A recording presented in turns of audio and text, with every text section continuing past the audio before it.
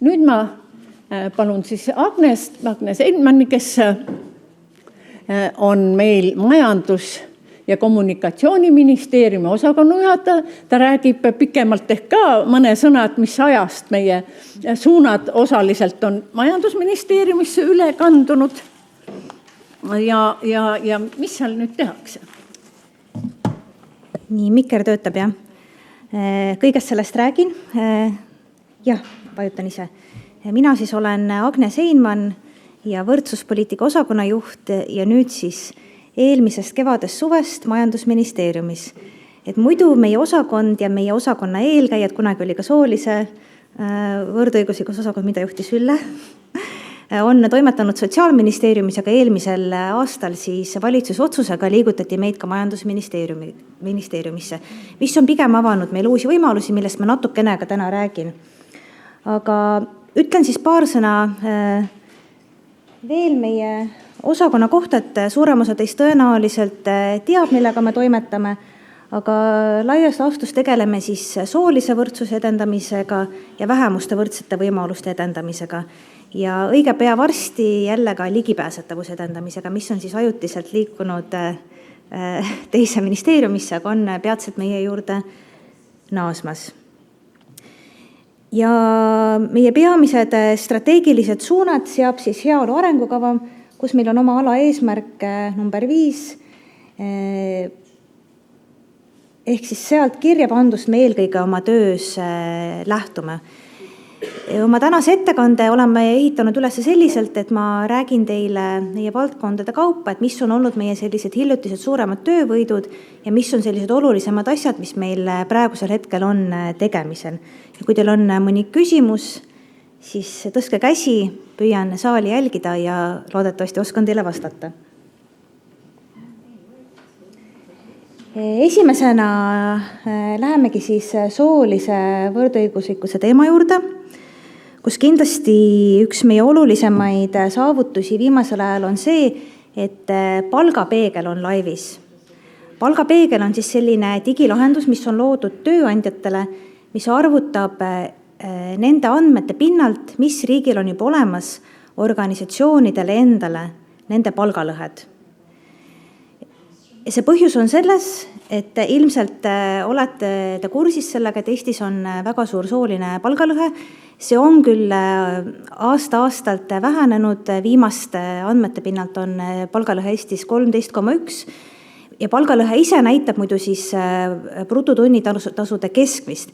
Ehk siis me ei räägi siin üksnes seda, kas sama või võrdväärse töö eest saadakse võrdset tasu, vaid palgalõhe puhul väga olulist rolli mängib näiteks ka sooline segregatsioon meie ühiskonnas, ehk siis see, et naised õpivad ja töötavad erinevatel elualadel. Me näeme uuringute pinnalt ka seda, et meil on väga kõrge emaduslõiv, ehk siis naised jäävad väga pikalt tööturult eemale, võtavad teile lapsehoolduspuhkust, isa seda pigem ei tee ja naised tegelikult maksavad seda oma karjääris ka kinni. Küll aga kindlasti on oluline ka see, mida siis tehakse või ei tehta organisatsioonides, et mida siis teevad või ei tee tööandjad.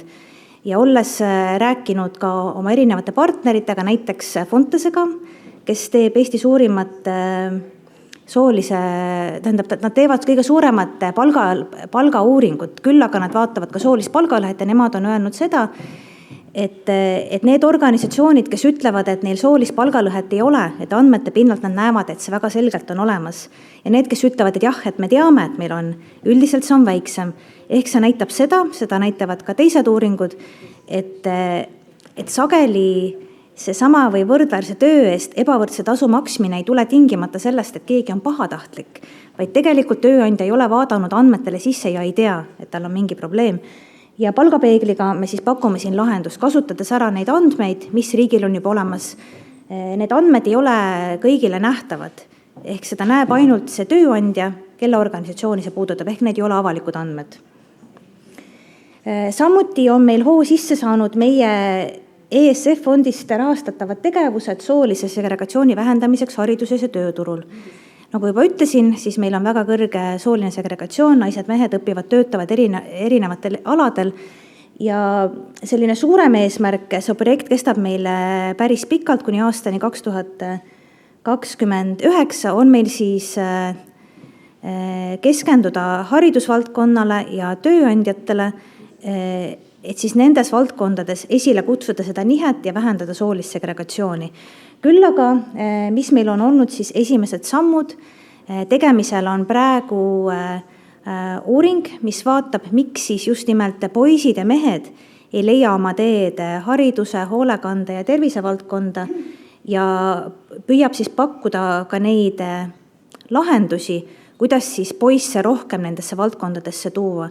Et hetkel on meil see uuring pooleli, küll aga loodetavasti juba järgmisel taolisel üritusel on äkki võimalik juba ka midagi selle kohta täpsemalt öelda. Ja samuti oleme kohe alustamas koostööd Töötukassaga, kus me siis loome neile koolitusmooduli, just nimelt, et need karjäärispetsialistid, kes siis reaalselt inimesega kohtuvad, inimesega nõustuvad, neid nõustavad, teeksid seda selliselt, et see ei oleks soolisi stereotüüpe taastootav. Mis meil siis hetkel tegemisel on? Oleme üle võtmas ka palkade läbipaistvuse direktiivi. See direktiiv võeti Euroopa Liidus vastu eelmisel kevadel suvel ja laias laastus on selle eesmärk sarnane, millest ma palgapeegli juures juba rääkisin. Ehk siis tööandjad, eesmärk on tõhustada naistele ja meestele võrdväärse töö eest võrdse tasu maksmist. See eeldab omakorda seda, et tööandja on vaadanud oma organisatsiooni andmetele sisse ja kui ta näeb seal mingit probleemi, siis ta võtab ette mingeid tegevusi. Ehk siis tööandjale tekib palgastruktuuri loomise kohustus, samuti tuleb töötajaid tööandjal teavitada palgakujundus ja palgavahemiku ja ka soolise lõhe kohta tema ametikohal.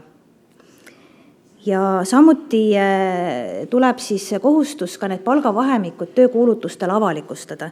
Ehk keegi meist ei pea enam mõistatama, mis on ka minu meelest ülimõistlik, sest võib-olla see palk mulle ei sobi, siis ma käin läbi terve selle kandideerimisprotsessi, võib-olla meid valitakse, siis selgub, et tegelikult me ei saa siin kokkuleppele. See regulatsioon puudutab muidu suuri ettevõtteid, ehk siis vähemalt 100 inimesega ettevõtteid ja kui me liigume siit veel suuremaks 250 peale, siis on sinuga need nõuded veidikene erinevad.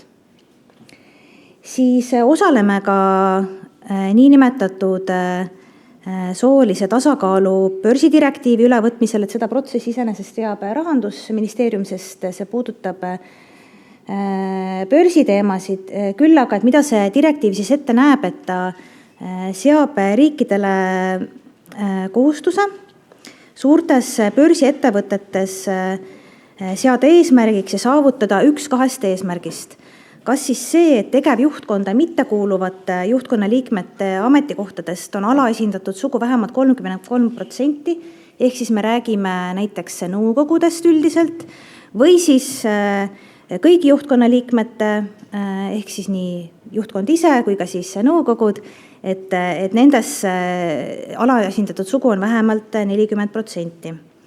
Ja samuti tuleb siis luua ka väga selged mehhanismid, et kuidas sinna jõutakse, et kui me vaatame ka viimaseid andmeid selle kohta, et kui palju naisi tippjuhtide seas on, siis me näeme, et seal tegelikult osades valdkondades on toimunud tagasilangus ja me näeme ka seda, et see veits laperdab.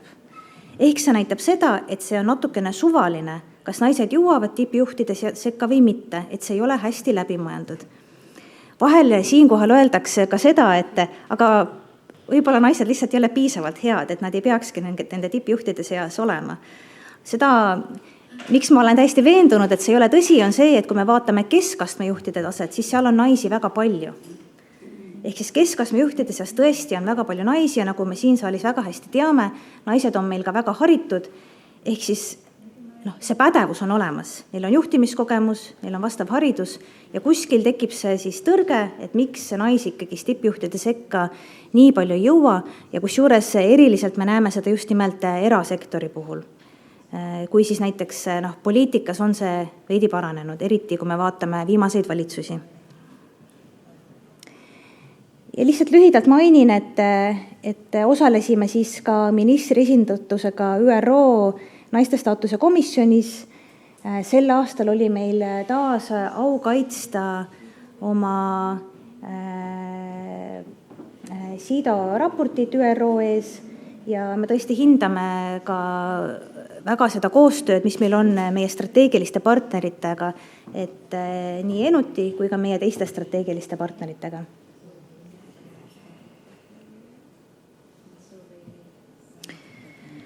Nüüd siis paar sõna võrdsete võimaluste edendamisest, et nagu ma ütlesin, et tegeleme siis ka sellega, mis puudutab erinevaid vähemusi.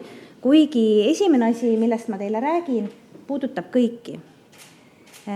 Nimelt lisaks sellele, et meie osakond siis liikus ühest ministeeriumist teise eelmisel kevadel, tuli meile ka koalitsiooni poolt ootus kirjutada täna siis kehtivad 2 seadus, soolise võrdõiguslikkuse seadus ja võrdse kohtlemise seadus üheks seaduseks. Sellega me olemegi nüüd toimetanud, alustasime siis eelmisel suvel sellega, et tegime ka kaasamisürituse, kuhu me siis kutsusime kõiki asjasse puutuvaid isikuid ja samuti oli võimalik suve jooksul siis juba ennetavalt anda ka kommentaare, et nüüd, kui me oleme need seadused lahti võtnud, et mis siis teie meelest on need asjad, mida me peaksime siin veel vaatama, korda tegema, muutma. Ja nüüd pärast pikka tööd on see eelnõu läinud ka esimesele kooskõlastusringile. Ehk kui teil on soovi siin kaasa rääkida, siis teie kommentaarid ja tagasiside on väga oodatud. Et nii need asjad, mida te peate mõistlikuks, kui ka need asjad, mis teie meelest tuleks teha teistmoodi. Aga kui ma paar sõna selle eelnõu kohta ütlen, et see eelnõu on, kuna me, kui me räägime soolise võrdsuse tagamisest, siis juba täna seadus ütleb, et me räägime selle tagamisest kõigis ühiskonnaelu valdkondades. Ehk see seadus puudutab tõesti väga palju erinevaid valdkondi, täna mul kõigist nendest rääkida ei ole võimalik, aga 2 asja, mis minu meelest on kõige olulisemad, mida me selle seadusega saavutame, on see, et see tunnuste loetelu, kes täna on siis soolise võrdsuse seaduses või võrdse kohtlemise seaduses, laieneb. Sinna esiteks tulevad koalitsiooni soovil need tunnused, mis on põhiseaduse paragrahv 12 ja mis täna ei olnud nendest seadustes ja siis need asjad, mida me selle kaasamise käigus partneritelt tagasisidena kokku korjasime, et millised on need olulised tunnused, mis võiksid sinna lisanduda. Näiteks lisandub sinna terviseseisund, et täna on üksnes puue, aga tuleb sinna juurde ka terviseseisund ja siis oleme toomas sellise soo katuse alt välja ka soolise identiteedi, soolise enesemääratluse ja sootunnused. Kas see kõik muidugi ka seaduseks saab, et seda ma täna ei oska öelda, et see selgub siis aja jooksul. Ja teine oluline asi on see, et kui täna soolise jah. Tahtsin küsida, kus see eelnõu leitav on? Eelnõude infosüsteemis. Jah, kus on olemas kõik eelnõud. Ja meie olulisematele partneritele, sealhulgas Enutile, on see läinud ka nii-öelda ametliku kooskõlastusringi kaudu arvamuse avaldamiseks. Kas meil saab aeg otsa? Varsti, aga tahan öelda, et kuna siin küsimused võiks tulla, siis siin küsida, et muidu ei lähe need nagu salvestusele. Või siin. Jah, seda pidi saab ka. Jaa. Ja teine oluline asi, mida me sellega saavutame, on see, et täna soolise võrdõiguslikkuse seaduses on seaduse kohaldamisala, ehk siis lihtsustatult tähendab see seda, et millistes valdkondades see seadus kehtib, kui tõesti väga lihtsustada. Juristid kindlasti pahandaksid praegu minuga, et ma seda niimoodi seletan. Aga võrdse kohtlemise seaduses see kohaldamisala on palju kitsam. Et nüüd see kohaldamisala siis ühtlustub, ehk ta on kõigil tunnustel sarnane. Ja selle asjaga me muidugi tegeleme ka edasi. Eelnõu on läinud esimesele kooskõlastusringile, ootame teie tagasisidet. Pärast seda liigub ta veel teisele kooskõlastusringile ja sealt edasi valitsusse ja sealt veel edasi Riigikokku, ehk siis see tõesti on väga pikk protsess. Aga lisaks sellele juba hea mitu aastat koos Eesti Inimõiguste Keskusega edendame ka mitmekesisust. Kõige olulisem seal on minu hinnangul see, et anname välja mitmekesise tööandja märgist. See tähendab siis seda, kui tööandja selle märgise saab, see tähendab seda, et tööandja mitte üksnes ei deklareeri, et ma pean mitmekesisust oluliseks või ma pean, naiste võrdset kohtlemist oluliseks, vaid et ta on võtnud juba ka väga selgeid samme, et seda nii-öelda oma organisatsioonis tagada. Näiteks ta on läbi mõelnud selle, kuidas tal toimub värbamine. Et kas ma aktiivselt kutsun üles kõiki erinevaid inimesi kandideerima, näiteks tuues selle välja töökuulutustel, kus ma oma kuulutusi jagan, sest kuna naised ja mehed meie ühiskonnas on ju, täidavad erinevaid sotsiaalseid rolle, siis fakt on ka see, et me liigume erinevates keskkondades, ehk kui ma näiteks näen, et minu organisatsioonis ei ole piisavalt naisi või piisavalt mehi, siis võib-olla ma peaksin ka kuulutama kuskil mujal veidi teistmoodi, et saada seda alaesindatud sugu rohkem oma organisatsiooni.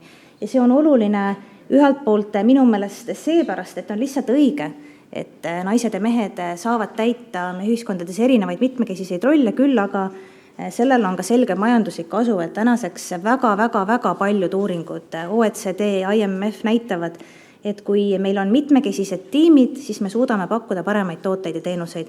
Ja selle selgitus on minu meelest ilmselge, sest sarnased inimesed märkavad ühesuguseid asju.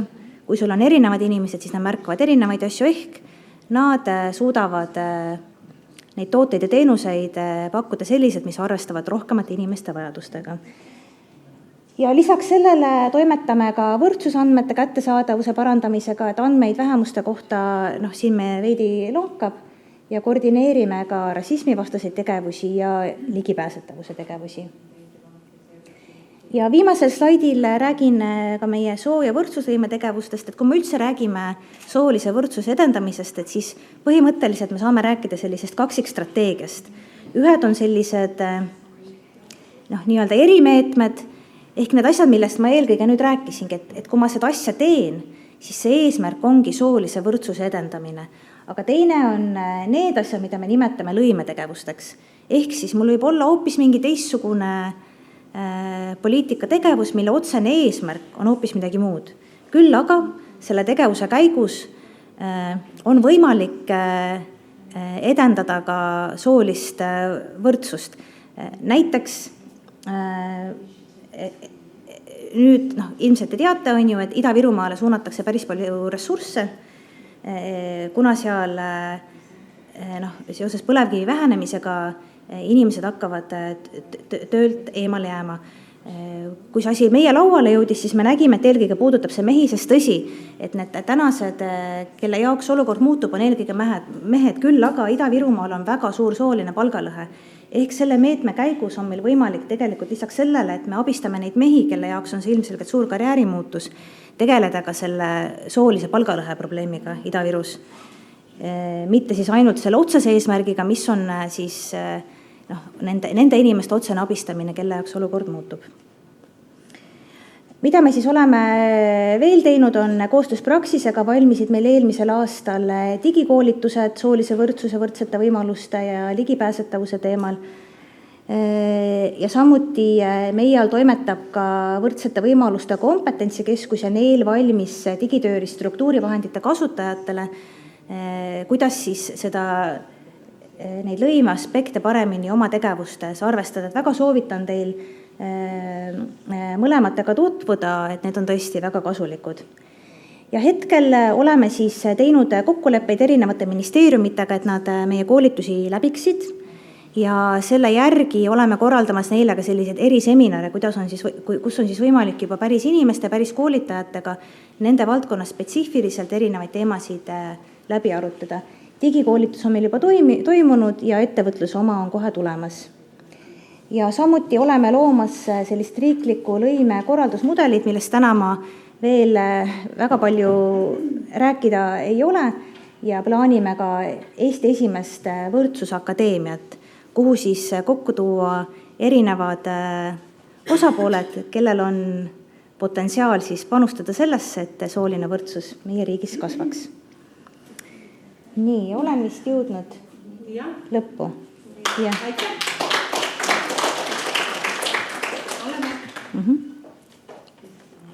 Oleme paar minutit üle läinud, ma ei tea, ühe küsimuse siiski riskiks võtta. Tahaksin küsida, aga mul oli mikrofonina, räägin kõvasti. Ei, see ei aita. Meil on vaja nagu see üles võtta.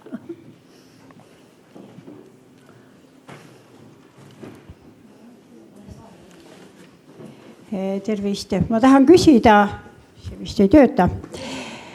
Kas uus seadus käsitleb ka mingil määral rasside teooriat, nagu Postimees eile kirjutas? Ma seda Postimehe artiklit ei ole lugenud, et rass iseenesest on juba täna üks nendest kaitstud tunnustest ja see jääb alles. Ja seletuskirjas on ka üht-teist rassi kohta öeldud, et aga täna juba rass on üks kaitstud tunnustest võrdse kohtlemise seaduses. Ei, seal oli kirjas päris selgelt, et seadus kavatseb eitada rasside olemasolu. On see võimalik bioloogiliselt? No, see oli eilne Postimehe artikkel, kes on lugenud. Jah, ma seda Postimehe artiklit ei ole lugenud, aga rassi, see, kuidas me tänapäeval rassi mõtestame, on üldiselt, et see ikkagist on samuti sotsiaalne konstruktsioon. Seetõttu, et meil bioloogiliselt ei ole võimalik näidata, kus üks rass algab ja teine lõpeb, et see lihtsalt on bioloogiline fakt, aga seda artiklit ma ei ole näinud. Ja. Nii, aga veel kord aitäh ja ikka seda samamoodi, et ikka üks niisugune eestimeelne. Mina näen väga suur šokolaadit. Kommisver, sul ikka on meie raamat ka või? Ja on. Siis on kõik. Lindat mõtled, jah? Jah. Teisi õhemaid on meil ka, aga